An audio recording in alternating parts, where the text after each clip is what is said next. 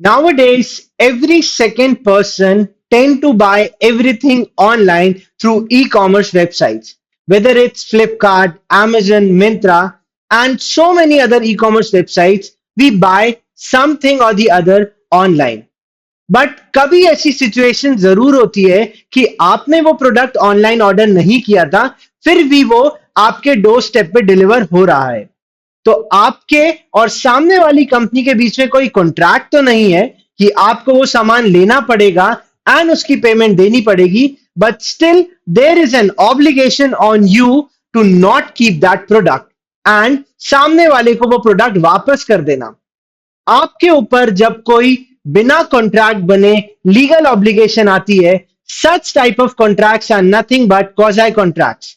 In this Wisdom Wednesday series, we are going to study and understand the concept of such type of contract. So let's do it.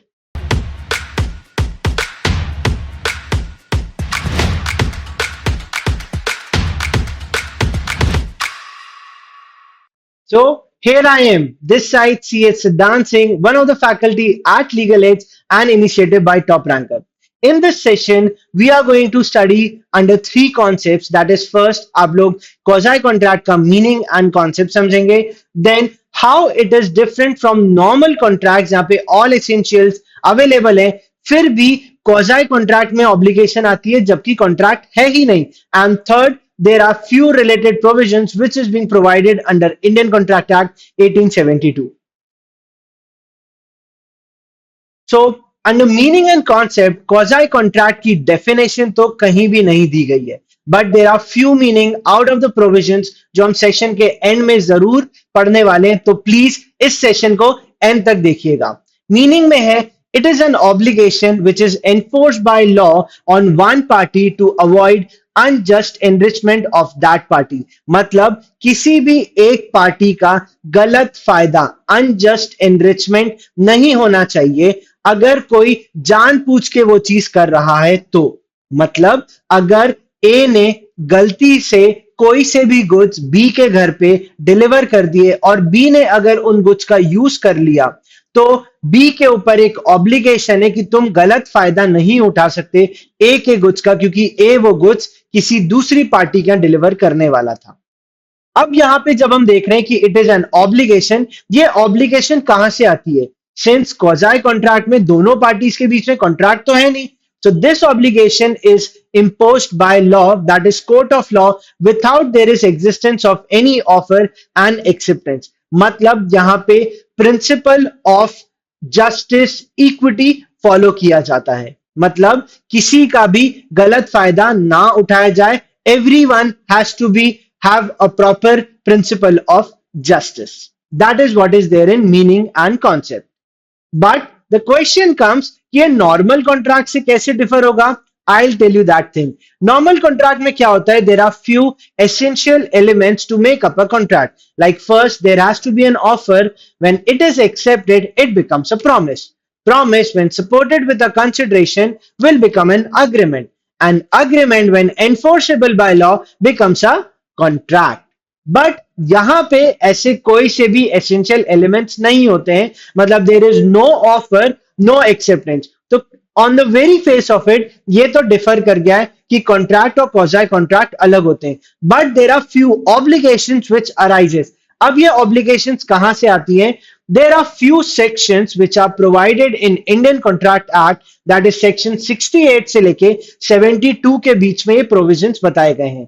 Each provision को मैं explain करूंगा with an example, so everyone here with me। So first section 68 बताता है that claim for necessary supplied to person incapable of contracting। मतलब for example lunatic, अगर A mister B जो ल्यूनाटिक है उसको कुछ नेसेसिटी सप्लाई करता है, नेसेसिटी मतलब जो स्पैन ऑफ लाइफ के लिए जरूरी है, तो बी के ऊपर ऑब्लिगेशन है कि वो अपनी प्रॉपर्टी से ए को कुछ पेमेंट कर दे। मतलब इररिस्पेक्टिव कि वो कैश है या नॉन कैश है, but A has a right कि मैं वहां से रिकवरी कर सकता हूं। अब ए और बी के बीच में कोई कॉन्ट्रैक्ट तो नहीं है, but just because there were few necessaries being supplied by A to lunatic, so A can recover money from the property of B। That is given in section 68। Section 69 बताता है reimbursement of person paying money due by another in payment of which he is interested. यहां पे crux क्या है कि सामने वाला interested था उस पर्टिकुलर ट्रांजैक्शन में। सिंपल सा एग्जांपल लेते हैं, मान लीजिए मैंने आपसे प्रॉपर्टी लीज पे ली, प्रॉपर्टी के ओनर आप थे, मैंने लीज पे ले ली और मैं काम कर रहा हूं।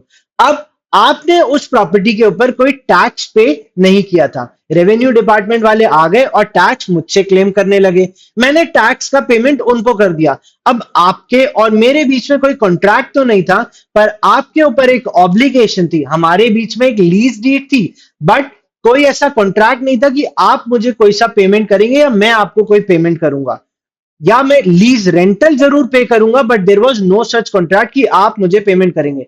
बट मैंने जब गवर्नमेंट को टैक्स का पेमेंट कर दिया, तब आपके ऊपर एक लीगल ऑब्लिगेशन है because of court of law कि आप मुझे उसका पेमेंट कर लेंगे and I can recover that money from you. Next, Section 70. It's an obligation of person enjoying benefit of non-gratuitous act. मतलब यहां पे अगर कोई भी इंसान या कोई भी पर्सन जान पूछ के नहीं, मतलब उसको चीज पता नहीं है, दैट इज द रीजन यहां पे लिखा गया है नॉन ग्रेटिशियस एक्ट। तो अगर ए कभी गलती से अपने प्रोडक्ट्स बी क्या डिलीवर कर देता है एंड बी उनका बेनिफिट ले लेता है, तो बी के ऊपर एक ऑब्लिगेशन है कि वो ए को या तो वो सारे गुड्स या प्रोडक्ट वापस कर दे या उसको उनका पेमेंट कर ले। कंडीशन है कि वो नॉन ग्रेटिशियस एक्ट होगा। Section 71, responsibility of finder of goods. मान लीजिए कि आप सड़क पे चलते हुए जा रहे हैं, आपको वहां पे किसी का एक पर्स मिला जिसमें कुछ पैसे रखे थे, उसका लाइसेंस, आधार कार्ड, सब कुछ था।